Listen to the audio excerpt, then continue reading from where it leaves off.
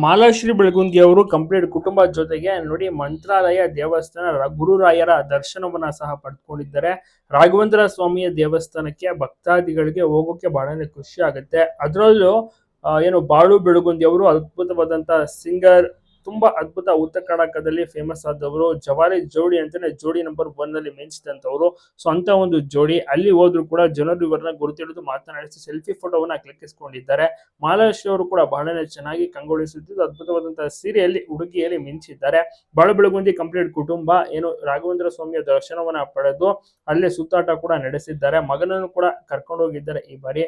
ಭಗತ್ ಅಂದ್ರೆ ಮಾಲಾಶ್ರೀ ಮತ್ತೆ ಬಾಳು ಬೆಳಗುಂದಿಯ ಮುದ್ದಾದ ಮಗ.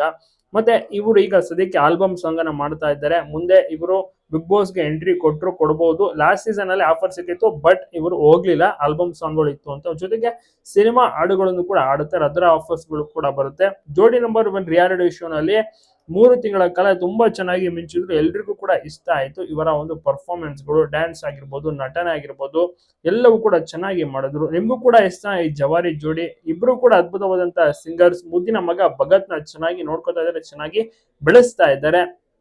ಮುಂದೆ ಈ ಒಂದು ಜೋಡಿ ಯಾವ ಒಂದು ಪ್ರೋಗ್ರಾಮ್ ನಲ್ಲಿ ಕಾಣಿಸ್ಕೊಳ್ತಾರೆ ಕಾದು ನೋಡ್ಬೇಕು. ಆರ್ಕೆಸ್ಟ್ರಾವನ್ನು ಕೂಡ ಮಾಡ್ತಾರೆ.